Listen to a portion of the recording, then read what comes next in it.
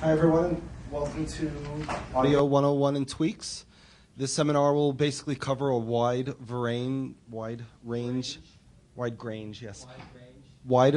of topics, from rooms to equipment to whatever questions you may have. We have a truly impressive staff here. I'm bad with this stuff. Stephen Stone, who's written for just about every magazine known to mankind about audio and including music. He's a very accomplished guitarist as well. We have Richard Schram, who has literally over 4 decades of experience with audio equipment. Amazing knowledge. And of course, I'm sure most of you are familiar and definitely know Robert Harley, who basically is a god. And he literally has written the book on this. My name is Stephen Rochlin. I am the editor of EnjoyTheMusic.com, and I've written for a few other magazines. My basic background is, first and foremost, I'm a musician, drummer, percussionist, classically trained, and got into high-end audio because Dad was in high-end audio. Learned to solder at 5, worked for Heathkit. Those of you might be familiar with Heathkit, where you build your own amplifiers. And it just naturally progressed from there because being a musician, you know what music should sound like, and it definitely doesn't sound like those little black cubes that you put on the wall. And next up, we have Stephen Stone. You've already done a good job of describing yet that I've written for a lot of publications, and I don't know why I've written for a lot of publications, but I would just as soon have written for one the whole time, but that's not the way it works out. Getting to tweaks and ways, I mean, a lot of you have spent the last 3 days going from room to room, hearing amazing equipment, and now you're going to go home to your own system, and you're kind of sad about that, maybe.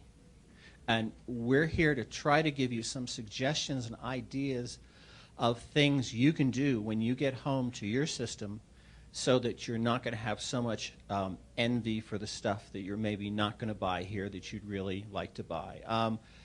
One thing, when I go around to all the various rooms at the show, the thing that impresses me most is the manufacturers who know how to deal with these really awful little cubey, boxy, what I call bonky little rooms.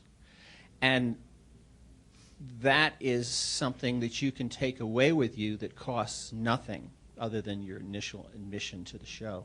So hopefully we'll get some questions that we can address how to solve the problems. And we can also give examples of how some of the manufacturers at the show have solved some of these same problems that you guys deal with in your rooms at home. I'm going to encourage you to be fearless and courageous with what you do in something called a tweak. And when you go home, try to go home with beginner's eyes and ears, and don't make any assumptions about the way you have your system set up, how the speakers are placed, and things of that sort. And maybe in the course of this discussion this afternoon, we'll come on to some things that will sound perhaps unexpected or unorthodox that might give you some really wonderful results. So I'm just here as a pitch for being open-minded. I've been reviewing professionally for about a little over 20 years, and during that time I've had a procession of the world's greatest loudspeaker and electronics designers come to my house and set up their equipment. And as you can imagine, they're highly motivated to get the best performance out of the product that they're setting up. So I've been at the feet of the masters for 20 years, watching these absolute experts in system setup and listening to the results, how a system starts out on day one, at the beginning of day one, right after it's plugged in, and listen to it, how it gets transformed over the next day or 2 days or 3 days. And it's really amazing and gratifying process to take what is essentially the same set of hardware and turn it into something that's so much more musical. So there are lots of little tips and techniques and products that you can use to improve your own system. Thank you, guys. For me, and what many experts generally agree, is the number one most important thing in your listening room, besides your ears, is the room itself and how you place the loudspeakers in it. Robert said that he was going to discuss placement. I would like to discuss the room itself. Some of us have been blessed with good rooms. Sometimes we make compromises. For me, it comes down to also dealing with the room's acoustics itself. How many of you use, just as a show of hands, how many of you use acoustic paneling of some sort in your room? Okay, it looks to be about 25%. How many of you have that placed at the first reflection point in the room? 2, so you've only less than even half of that. What is the first reflection point in the room? Which is what I'm glad you asked that. The first reflection point is basically, I wish I would have had a chalkboard, but when you're looking at your speakers, We have a laser pointer. we have, Show us in this room. you are excellent. Right. If I'm actually the speaker talking on a microphone, the first reflection point would be almost at the middle of where you're positioned and where I am located. So it would be almost the middle of the room or maybe a bit before that. So basically, So for each person, that first reflection point would be different? well, because there's people in various parts of the room. Some are closer than others. Yes, you're right. There'll be another comedy show later. But, right, the bottom line is, besides obviously the corner traps, which many people are familiar with because rooms do have bass nodes, the other, what I find is key, is when I put some type of panel acoustic device at the first reflection point.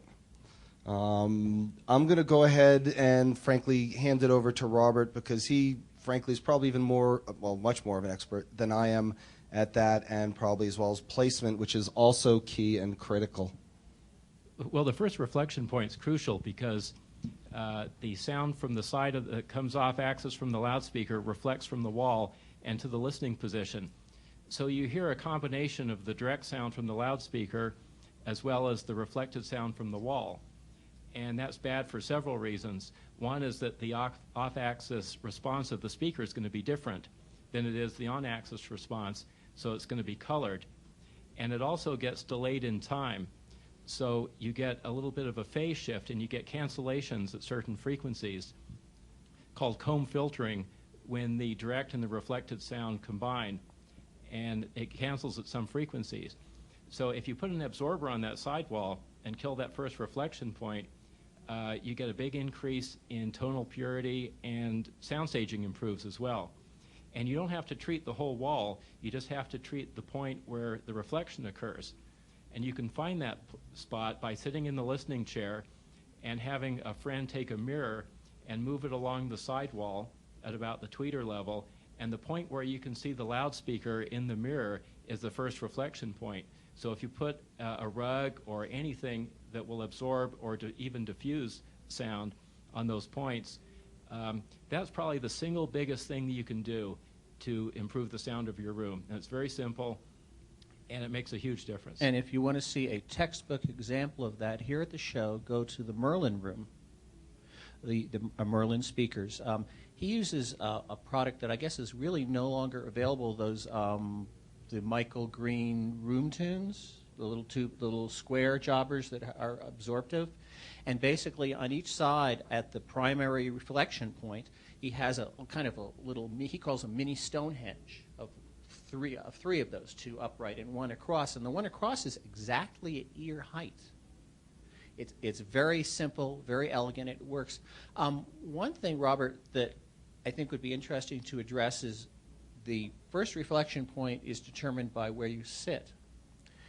So what you almost have to start at that point of deciding where you're going to sit in a room, and what the parts of making that decision would be. He's looking at me. Is that a question of how you determine where you sit? And where Yeah, the because which follows speaker placement as well. Yeah. Yeah, you're kind of playing this game in 3 dimensions of where you put all these elements, and they all interact with one another, right, Richard? They do. One of the points that I was going to make regarding speaker placement is if you have an opportunity to, if you consider why speakers shouldn't be by a sidewall, this first reflection is obviously the largest issue and really muddies it. But sometimes we're tempted to put speakers further apart than they really could be, and moving just something as simple as moving speakers a little bit closer together or towing them slightly to have less energy hitting the wall. Or if a speaker is a small enough speaker, let's say it's not on the floor, that you can tilt it down towards the seated area, because nobody's yet mentioned the reflection off the ceiling, which is, you know, an equal offender, and sometimes aesthetically a little harder to deal with. Sometimes just trying to adjust the angle of the speaker to minimize any opportunity for early reflections will make just a huge difference in opening up and making everything really pop into place. Now, isn't there something, the rule of thirds, that in terms of a placement of speakers and listening position, where you try to kind of get the speakers 1/3 in the way of the room and you want the listening position 1/3 away from the back wall? Well, that's ideal, where you have the listening position 1/3 of the way into the room and the loudspeakers 1/3 of the way into the room. And that creates the most even distribution of the room resonance mode, so it drives the room less unevenly, so you don't get the bass peaks and dips. And if that doesn't work, you can try a fifth, because 1/3 of the way is really way out there in the room. And there's always a battle between two family members as far as how far the speakers are out into the room. So 1/3 of it's pushing it, 1/3 of the way is pushing it, a fifth you can probably get away with. But going back to the first reflection points, I built my room from scratch. I designed the house got to pick the dimensional ratios, and the room was computer modeled. And 90% of the room is reflective, except for strips along the sides and around the ceiling, and a couple places behind the listener. And it was all carefully calculated just to kill those first reflections. But if you have too much absorption in the room, then it becomes dead. And dynamics, it loses life and dynamics. So you don't want too much absorption in the room. You just want to surgically kill those first reflection points. What do you do if the room is already too reflective? I mean, too absorbent? You have to put Tinfoil. You have to change the room if you really. The worst case is like you see band rehearsal studios with egg cartons on the wall, and it absorbs all the high frequencies and does nothing to low frequencies, and it turns into a muddy roar.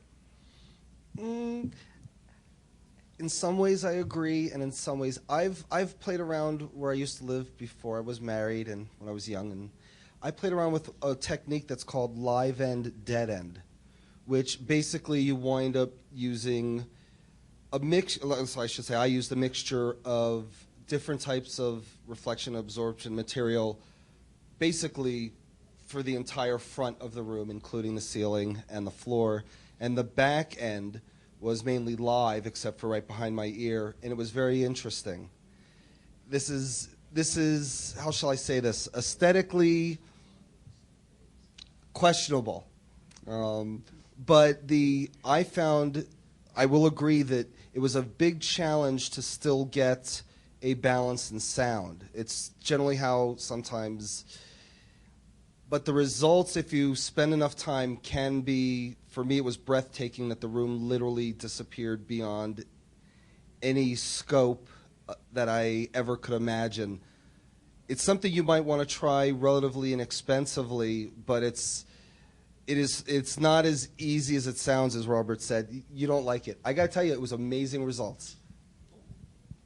Live end, dead end was first invented before you were ever born, my child. I know. It sounded great. And was a very, I mean, basically what, about late 60s, the first live end, dead end rooms. Wouldn't you say, Richard?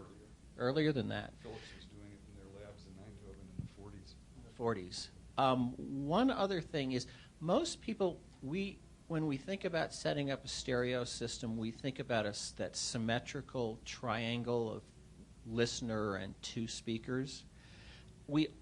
But one mistake people often make, and I've seen it in many, many rooms, is they put the speakers exactly the same distance away from each side wall, and so the listening position is exactly down the center line of the room, which is really almost one of the worst places you can sit to listen to music in terms of sidewall reinforcement of nodes and lumpy bass response.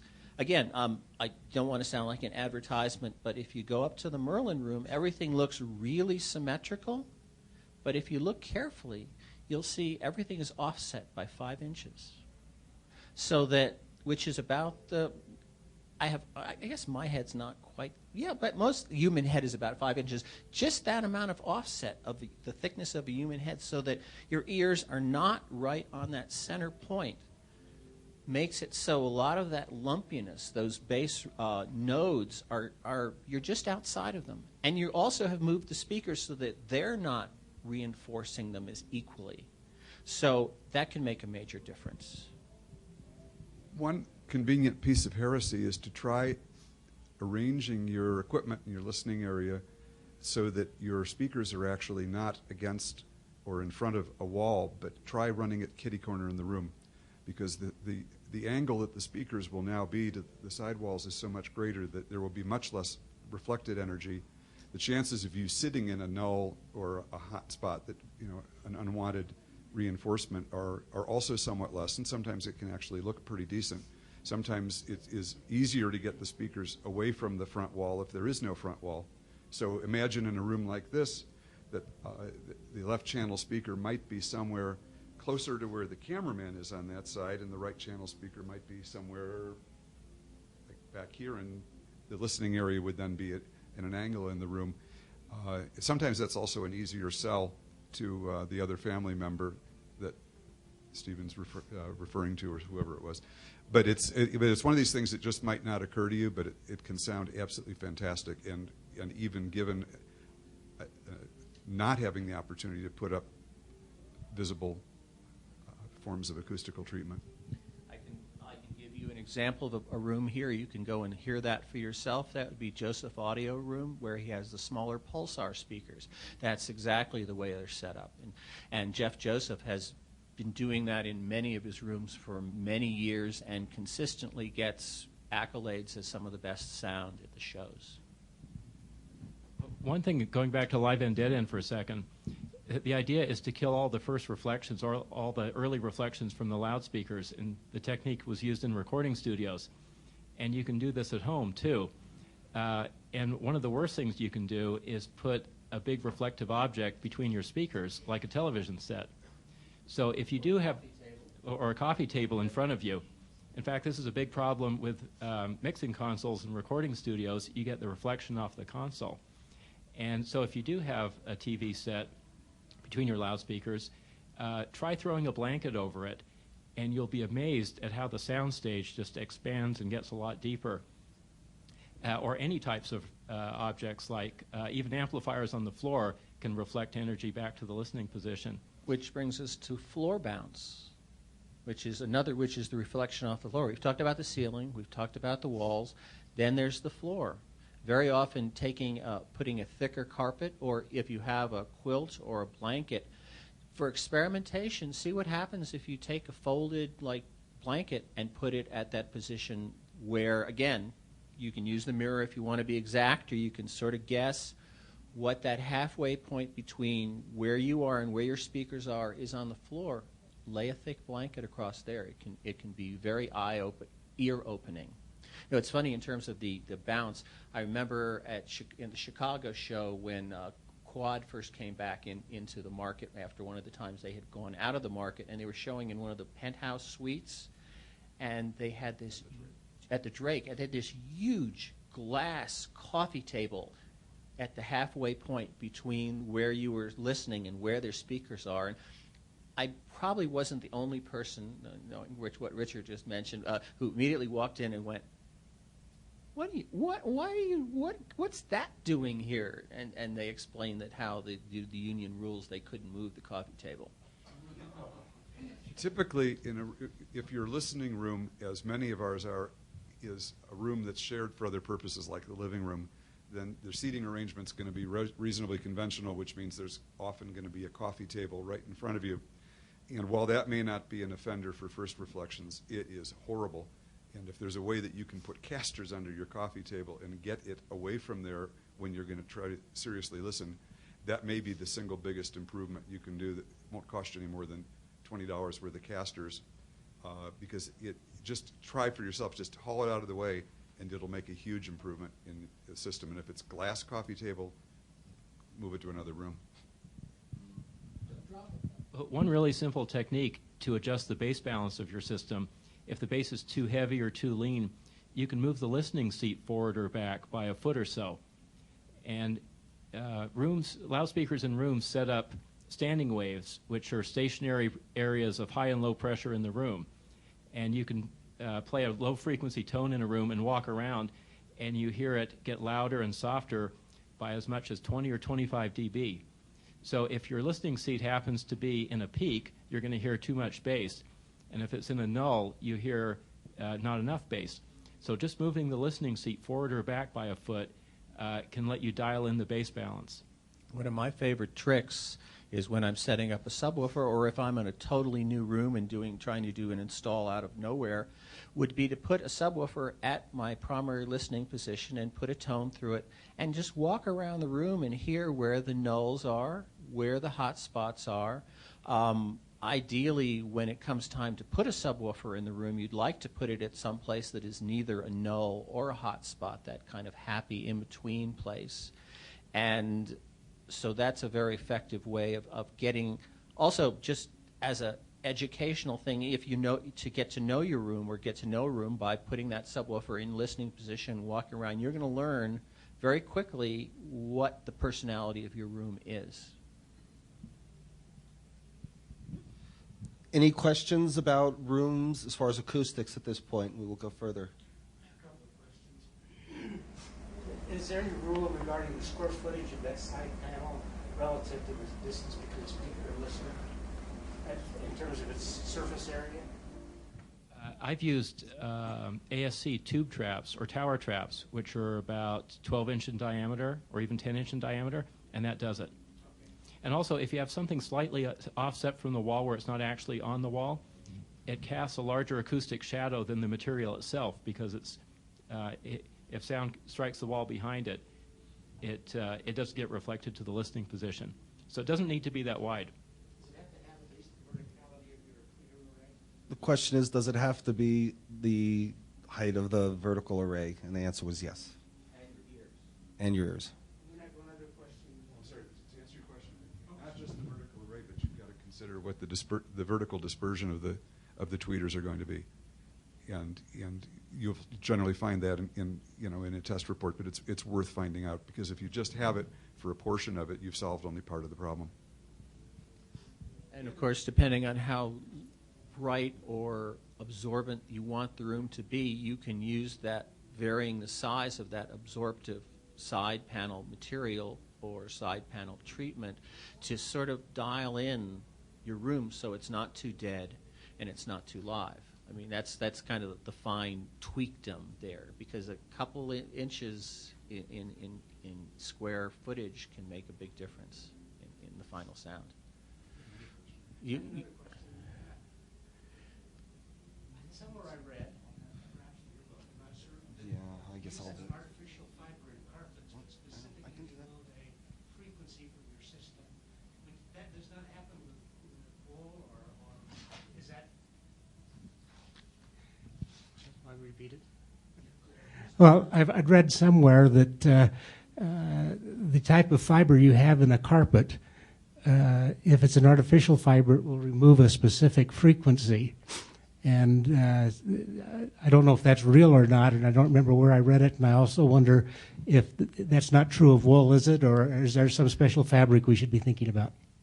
Oh, well, it's funny. A lot of times, if you want to find out the resonant frequency of something, you should scratch it. Make that scratch. Different sound, different pitch, right? And so that's a quick way. My favorite way with fabrics, of course, is to ask them. Yeah, they talk back. Actually, synthetic carpet does have different absorption characteristics than natural fabric carpets. Synthetic carpets all have exactly the same size of the material and the weave. Everything's identical, whereas natural fabrics or wool is more random.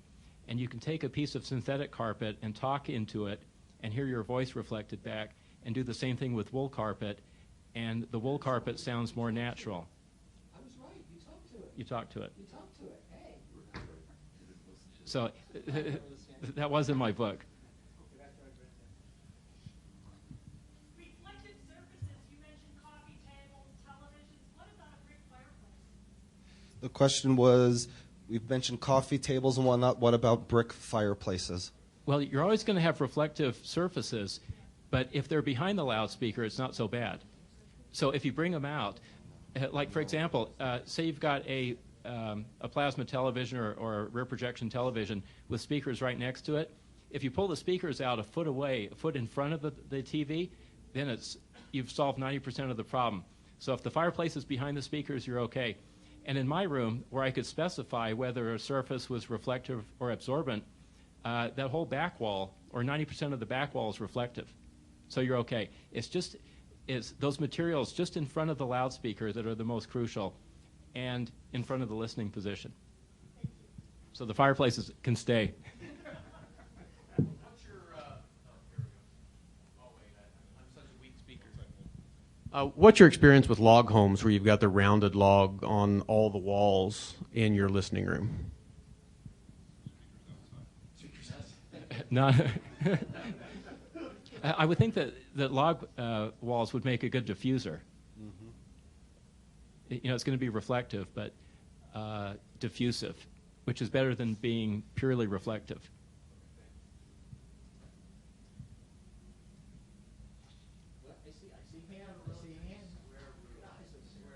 I must be blind. I got a pretty squarish kind of room as a listening room. It's about 15 by 17 or 18 maybe. And I'm just wondering if there's anything I can do orientation-wise or other that might help me out. I understand square isn't really the ideal configuration for listening, but I have no other choice. If you can arrange the room to try the diagonal array and seating position that I suggested, it'll become a totally different room. But that's given that the decor is going to accommodate that change. Yeah, it can. It's the only room I have in the house to myself. And don't position the speakers the same distance from the rear wall and the side wall. Okay. Stagger that distance, and it'll smooth out the bass resonances. And you can try bass traps too, like ASC full round tube traps.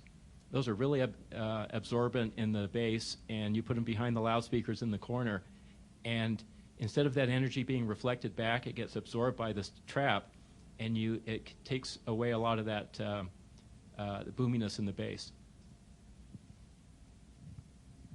Another solution for a square room is if you're a record collector or a CD collector is bookshelves.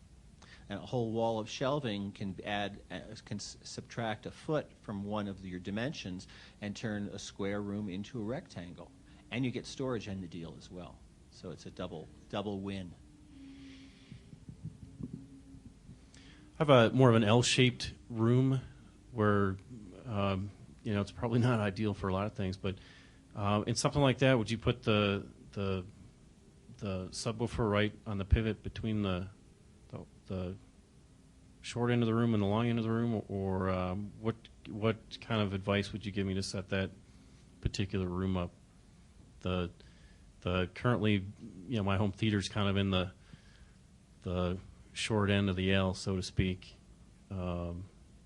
So the long end is more of like a billiard room and stuff like that. So do you have any advice on how you might set that up?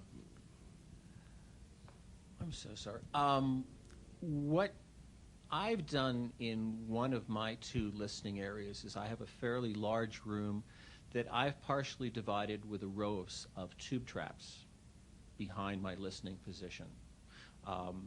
The good news about your L-shaped room is you have a long dimension there that will support a bass notes that a smaller room won't. That's the good news.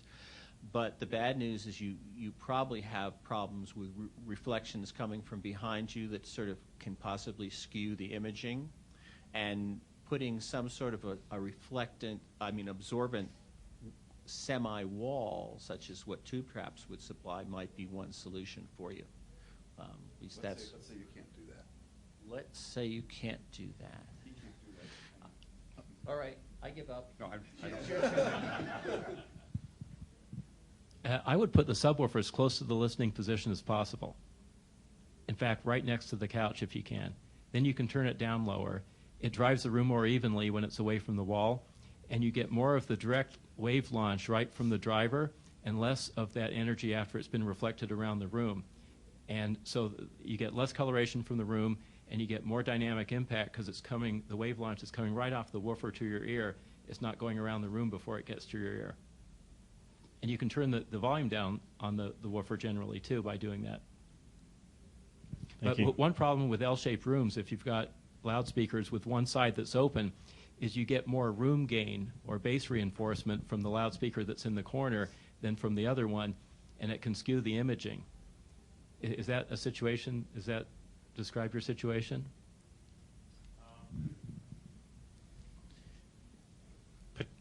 Potentially. I mean, one I've got them kind of out enough where I don't know that it's hugely drastic, but I definitely know that, you know, one of the speakers, the first reflection point would be, you know, on a wall. The other one kind of opens up into the L, so the acoustics are definitely a little different. That's why right now my sub's kind of right, you know, on that pivot point, which, you know, to your point, is probably wasting, probably isn't the best spot for that. So that's kind of where I was. Yeah, a lot of the asking. energy is going out into the house. I mean, that's always going to happen, but if you put it right next to the listening couch, that's a good place for it. And make sure it's different distances from the. You don't want it